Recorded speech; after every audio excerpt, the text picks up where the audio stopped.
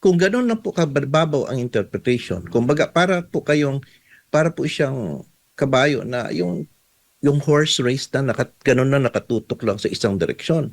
You have to interpret in its entirety. Ano po bang ibig sabihin ng reward? Would that mean, what kind of success are you talking about? Kailangan po ba talaga na kailangan may mangyaring masama as pointed by Attorney Christine Ferrer para po magbigay ng reward? Kasi I think ang kanilang mind, no, ang interpretation nila is that yung ay nakamask na binibigyan ng reward, yun everything, masyadong shallow, masyado pong baba. Day 60 na po tayo ngayong sa impeachment trial, attorney, at inaasahan nga natin na tatlong testigo ang ihaharap. At kabilang po sa mga testigong ito ay yung dalawang disbursing officer ng OVP at ng DepEd. Ano bang inaasahan po ninyo dito sa mga testigong ito? Well, kung with respect dun sa OBP, they will be treated as a hostile witnesses considering they are not a cooperative witness of the prosecution. So it's possible na pwede po mag-leading questions dyan. No? Unlike kung direct examination on their own witness, kailangan walang leading questions. Ibig sabihin po, they'll be asked of some questions in connection. Most probably yata yung pag-disperse, no? At saka yung the relationship between, let's say, the Acosta and La Chica.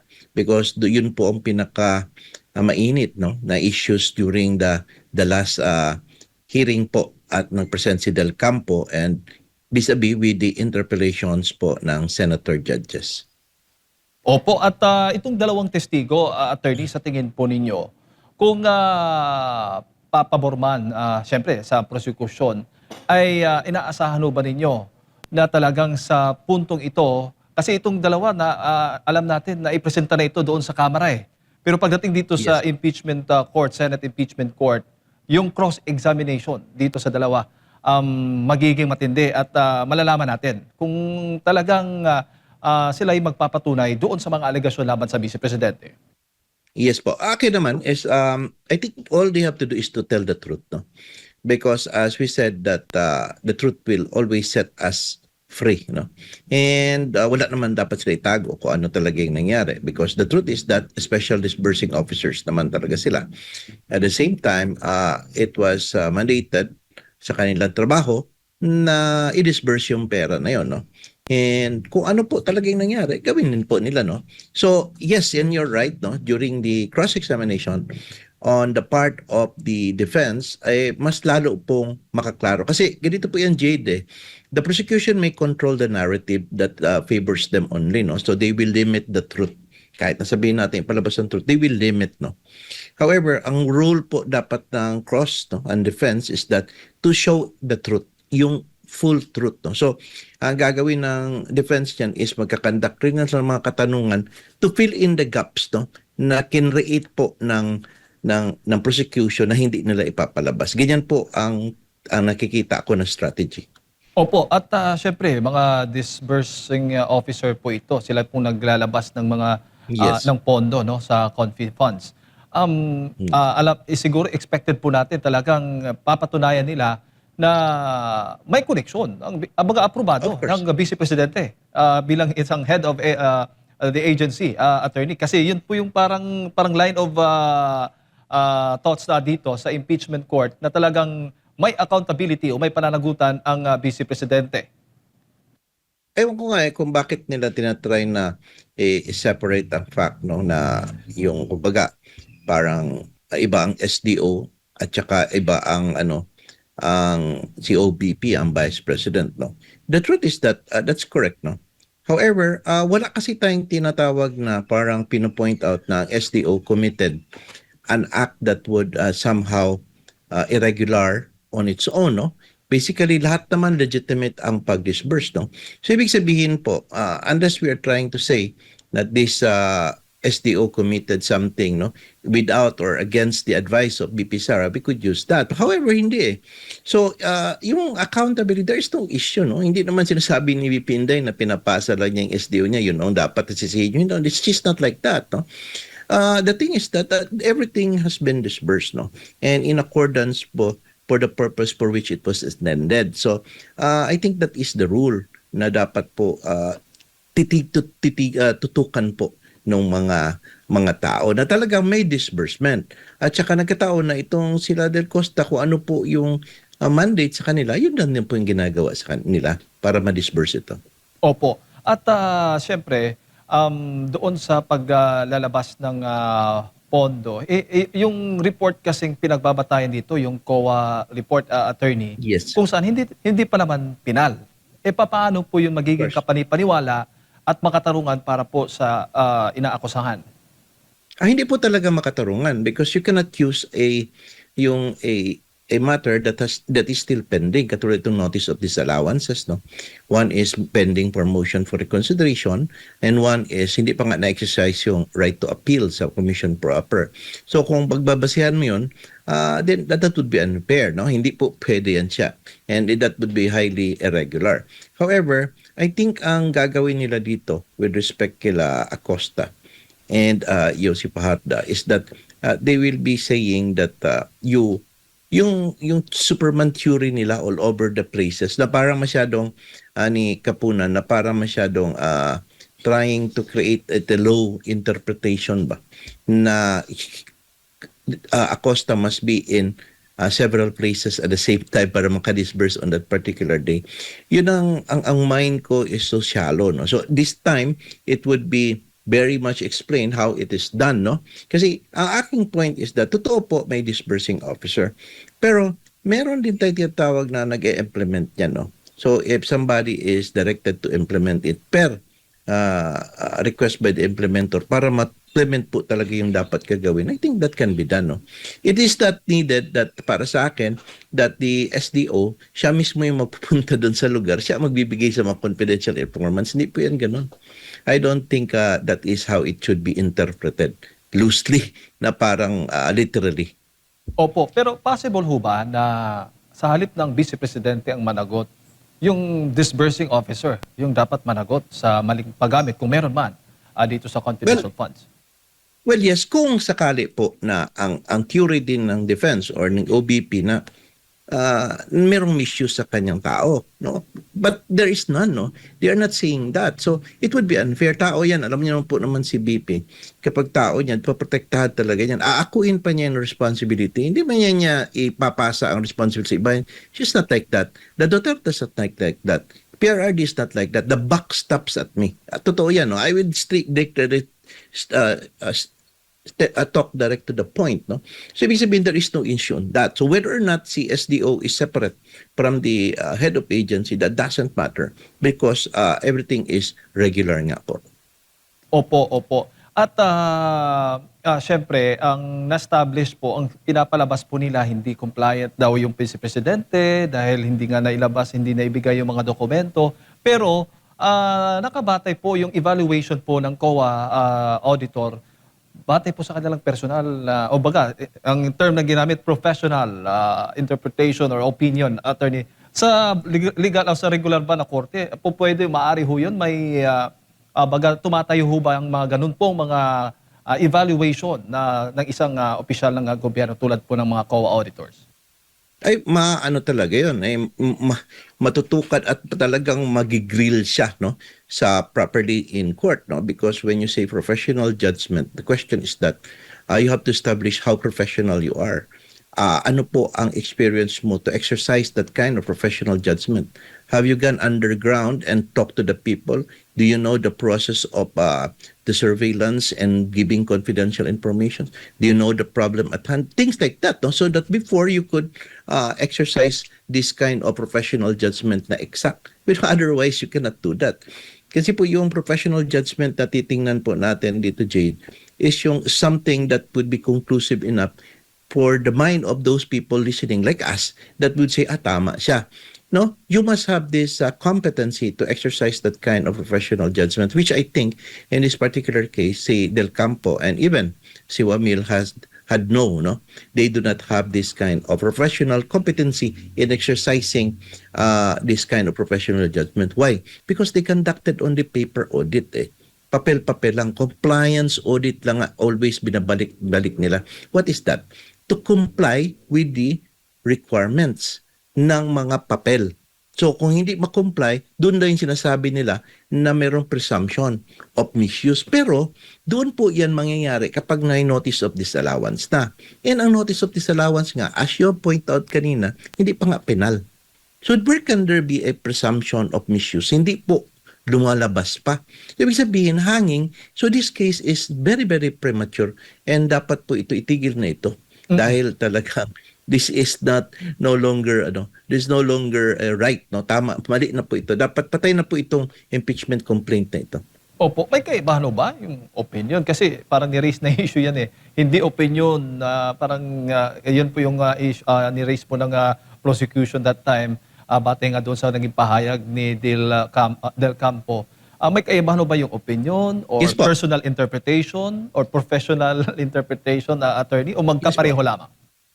Hindi po, ang professional judgment and opinion are two different things. No? Ang opinion kasi may be given by an ordinary person who mapakita natin na wala siyang competency to act. No? So, patatanungin siya. And then they will just give an opinion. Whether or not right or wrong yan siya, titingnan po yan doon ng somebody who will decide for it. Whereas when you say kasi professional judgment, you are saying that you're competent enough to exercise this judgment. You have the competency. Parang sinasabi mo, ito ang judgment call ko. Dahil ito ang aking napag-aralan, ito ang training ko, ito ang napag-alaban ko.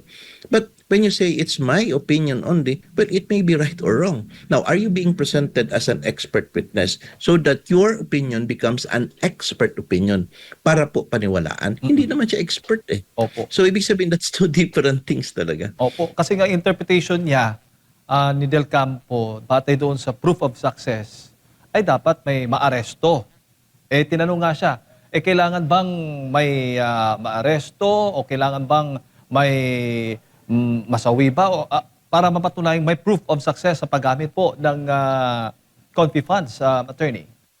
Yes, which I totally disagree, no? Kung gano'n na po kababaw ang interpretation, kumbaga para po siyang kabayo na yung horse race na gano'n na nakatutok lang sa isang direksyon.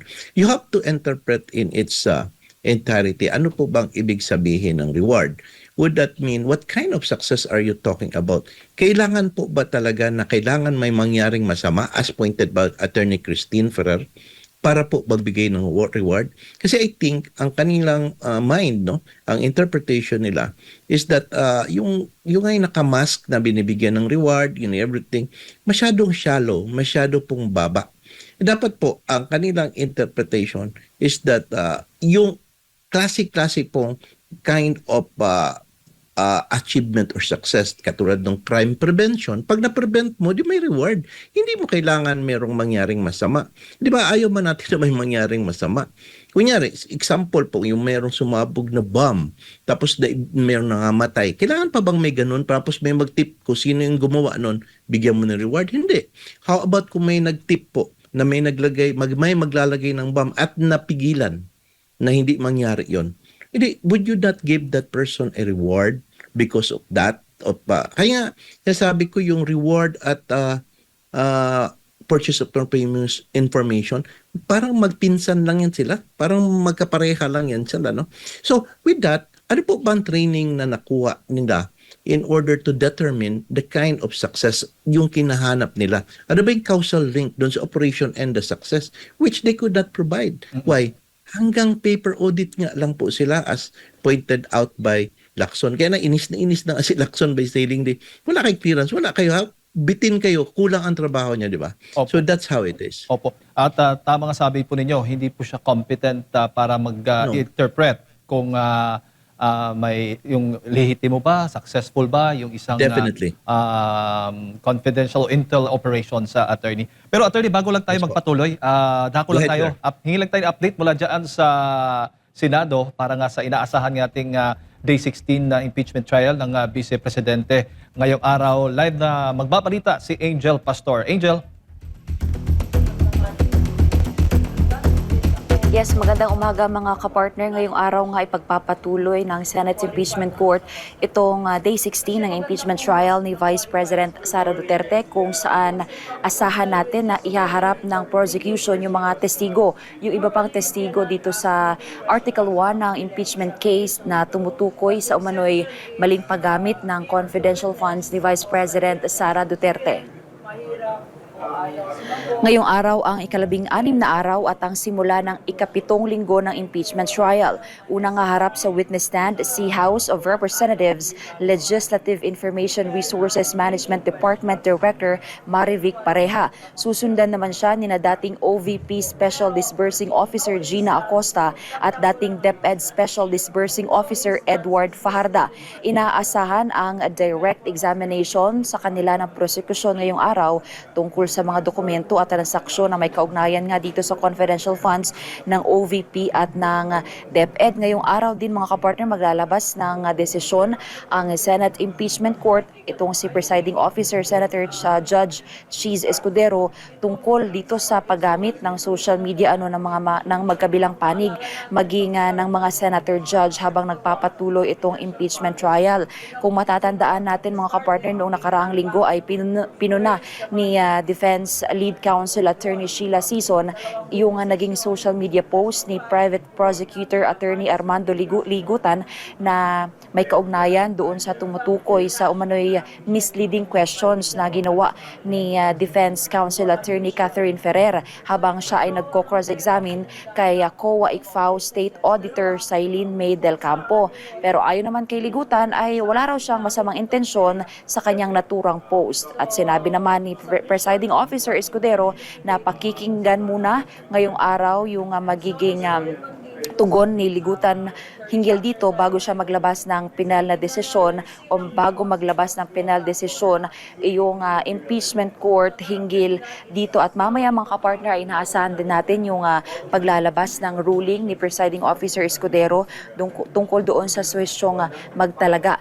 ng spokesperson, yung magkabilang panig, yung prosekusyon at depensa na hiwalay o hindi kasama doon sa counsel or doon sa impeachment trial, dahil layunin nga nitong sesyon na magkaroon ng spokesperson para maiwasan itong paglabag sa sub judice rule na nagbabawal sa mga abogado o kalahok sa kaso na maglabas ng anumang pahayag sa publiko ukol doon sa merito o ebidensya ng kaso para maiwasan iyong maimpluwensyan itong impeachment court at ang public opinion. So sa ngayon mga kapartner ay ilang minuto na lang at magsisimula na ang paglilitis at nakita natin yung prosecution at yung depensa na dumating na rin dito sa Senado at yung iba pang mga testigo na nakita natin kanina. So yun man ang update mga kapartner at balik muna dyan sa inyo. Maraming salamat, Angel Pastor, live mula dyan sa Senado. Balikan po natin si Attorney Raymond Bato. Attorney, na dapat Yes, sir. ma-alarma yung intel community dito sa pagpepresenta nga ng mga masasabi natin protective evidences, no? O itong mga reports, operational reports ng confidential funds ng Vice Presidente dito sa impeachment trial. Yes, of course, no? Kasi ito nga, confidential ito na process, no? Pati yung po yung mga papel, no? With what's happening now na nakikita na lahat ng public kung ano yung process ng pag-liquidate at pagbigay ng yung intelligence operation report, no? Nakikita po kung ano pala ang ginagawa, no? And this benefits so much yung left, no? Yung kaliwa. Because they have seen now kung paano yan. And they are the most interested people to know all these things, no? Kasi sila nga po yung ang number one in priority sa pagka-conduct ng surveillance at saka pag-conduct ng intelligence operation. So talagang sa intelligence side medyo nababahala na po talaga sila. Opo. At syempre, tutol sila sa pagbibigay ng conflict funds para sa Department of Education before. Sa tingin po ninyo, gaano kahalaga yung conflict funds para po sa isang Vice Presidente na noon ay naging kalihim po ng Department of Education? Well, actually sa DepEd kasi, alam po naman natin, especially sa mga state universities, pinapasok po talaga ng mga left, no, mga kaliwa, mga NPA to recruit, no, these children at dalhin po sa mountain, no. And we have seen that. Meron ngang namatay na 19 no, people, and karamihan doon is mga estudyante. And you know for a fact po kasi, Jade, is that ito pong edad nila, yung mura pa masyadong edad, idealism ba nila? So yun po ang kanilang tinetake advantage. Hindi pa mature pag-iisip, no? While ang kanilang bugso ng damdamin is very aggressive, yun ang kanilang yun yung kanilang tatalunan at kukunin, mamanipulate nila. Only to find out later na hindi pala tama yung ginagawa nila. But too late, no? Ang iba kasi sumasali na, ang iba nakikipagbarilan, namamatay tulo in the process. Opo. At naniniwala ho ba kayo na itong CPP, NPA, NDF, itong mga left group po o leftist group ay nape-penetrate na nila itong ating pamahalaan sa ngayon, na kung nakikita mo, considering sa mga nakikita po natin ngayon, yung pag-uugali na hindi na kumikilala ng Diyos, yung mga pulis natin ginagamit, at parang this is observations po, no, ng mga kababayan natin. Ultimo yung mga nasa NBI, parang hindi naman ganito yung pag-uugali nila before, yung PNP, ombudsman, at marami pang mga ahensya na ginagamit ngayon sa pag-uusig doon sa mga kalaban po ng administrasyon ngayon.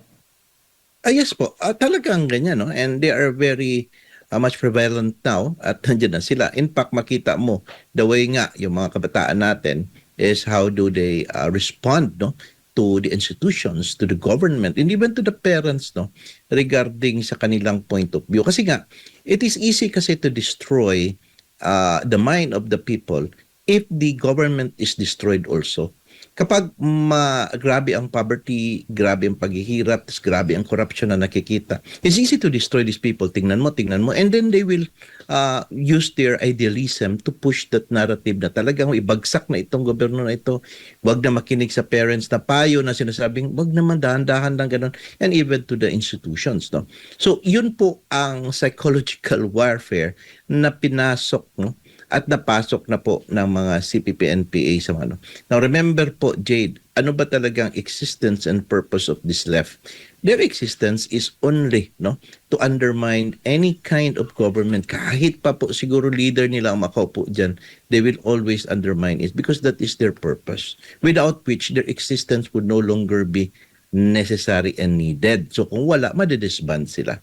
So kaya nga, number one, nagalit sila kay BP Inday because of her malakas po na kanyang pagsuporta sa NTF-ELCAC, National Task Force to End Local Armed Conflict, no? Which yan po yung baby project po ni PRRD, wherein ang dami na po kasi nag-surrender ng mga rebelde sa panahon ni PRRD, at the same time, yung pong mga party list na affiliated po, no, sa makaliwa na pag-iisip at sa kanilang hindi na halos na nanalo-nalo, no?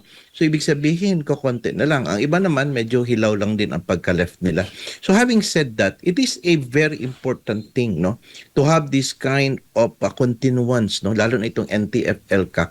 And kailangan talaga ng confidential and intelligence funds para po ipagpatuloy ito. Opo, kung dati talagang maingay po sila, sumisigaw, nananawagan against Marcos Sr., Yes. Marcos Jr., di ba? At sabi pa nga, mga diktador. Pero napansin po ninyo later on ay parang tila iba na yung naging takbo ng kanilang mga panawagan kay VP Sara na, Yes. which is nabanggit mo nga kanina, Yes. na talagang kasi si VP Sara, PRD, maging si Pastor Apollo Siki Buloy, lahat po ng mga kumakalaban sa CPP, NPA, NDF. Tignan Yes. po saan sila ngayon. At ito po ang kilang inuusig, attorney. Sa tingin mo ba ninyo, parang tila ba now hostage ng ating bansa, lalo ng administrasyon? Kasi parang wala silang magawa na dapat suportahan nila itong makakaliwa dahil ba may mga kasunduan ang nangyari? Yes. That's a very, very good question and I would like to respond to that. Alam niyo po, if you'll notice in this situation right now, nag-align itong mga left dito kay BBM, the Marcos administration. Because, you know, for a fact, number one is they get something out of it. They get money, no? And they get the support, no? And sa kanila, we cannot get rid both of them, Marcos and BP Inday. So unahin na lang muna natin si BP Inday na alam natin at perceive natin na napakalakas po. At ito si BBM, medyo supportahan natin so that we can get from this administration. Happy naman din si BBM kasi hindi siya nagugulo masyado. Remember this is the only president that I have seen na may SONA na walang effigy burning ng muka ni Yes. Marcos. Wala. Never yan nangyari. So, ibig sabihin, it shows talaga na meron po talaga silang arrangement, something on that, no? And unahin natin si BP, isip siguro nila, and then after matanggal natin si BP, ito na namang next natin titirahin so that we get our own, no? For the meantime, we will hit one at a time. One bird lang muna tayo. Huwag muna tayo padalos-dalos. So that's what's happening. That's why they need to attack the people, si BP Inday, at saka the people closest to her. Especially si Pastor nga. Speaking of Pastor Kibuloy, alam po natin kung gaano po yan siya kagalit talaga sa CPP-NP. Talagang supporter talaga yan siya. And they know for a fact that Pastor Kibuloy is very much supportive of BP Inday Sara and the Dutertes. No? So they have to cripple that. No? Sa Art of War kasi is that kailangan yung mga economic provisions or yung mga supports by political leaders, you have to cripple that in order matanggalan po yung base support, no? Para ma-weaken po yung head.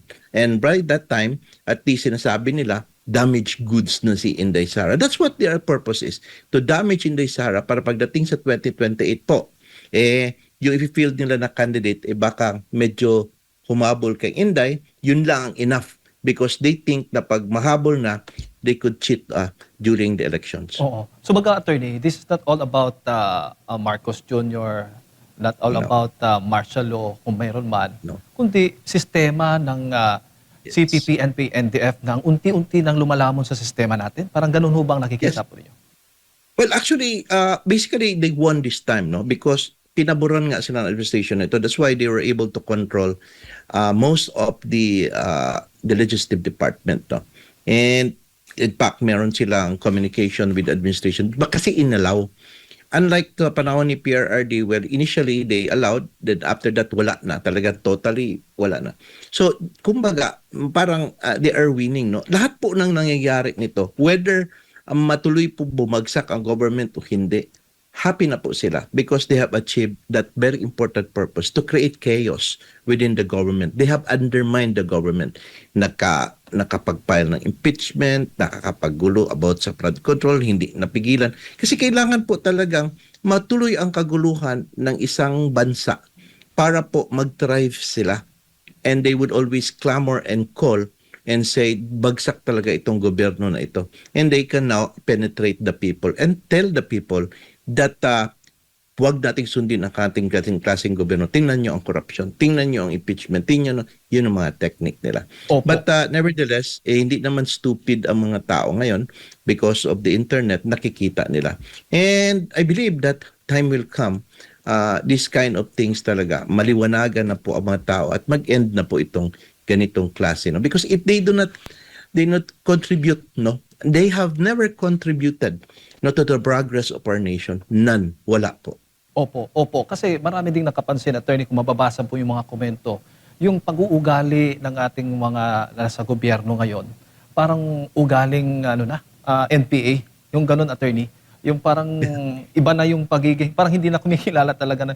Yung simula, example na lamang, yung sa KOJC, hindi ho ba? Na parang Yes, hindi naman dapat ganun yung pag-uugali ng mga pulis, yung mga nasa otoridad natin. Unless, Correct. na kung ang sistema, yung utak ng mga ito, ay napasukan ng sistema ng CPP, NP, NDF, which is wala talagang kinikilala po yung Diyos, walang ginagalang po yan, kundi talagang kung sino-sino lang ang kanilang pinapatay o inuusig. Tapos, they are in collaboration pa talaga with the government. So, just look on how powerful they are, no? That's true when there is no longer God in your heart, no? Hindi na po God-centered ang pag-iisip. So, ibig sabihin, ang emotions niyan is napakataas towards violence. And when the emotions are geared towards violence, then the reasons are low. Kahit ano na lang pagsasabihin. And then, kapag kahit ano pagsasabihin, sometimes other think that, maganda ito i-model, i-follow, no? Because kahit pa paano, they could also somehow influence other people because of their statement. Lalo na po yung mga bata na may murang edad. All they have to do is to infect, no, in their minds that something dangerous na ito pong government natin is ang alam lang nito pagpahirap sa country, sa pagnanakaw and everything, murang edad na mga bata, they will just agree on that because they see it's what's happening. Pero they do not understand that the cause of this chaos actually partly contributed by them. So they really have to establish this chaos. Talagang mag-continue ito to undermine the government para meron silang basis to point out to those people that they are Opo. going to recruit na ito, this is the kind of government that we have. Alright. Attorney, ako, magsisimula na po ang Day 16 ng impeachment trial. Maraming salamat po sa Maraming inyong oras. salamat po. Opo, mga Sige po. kababayan. Thank you so Attorney much. Raymond Bato.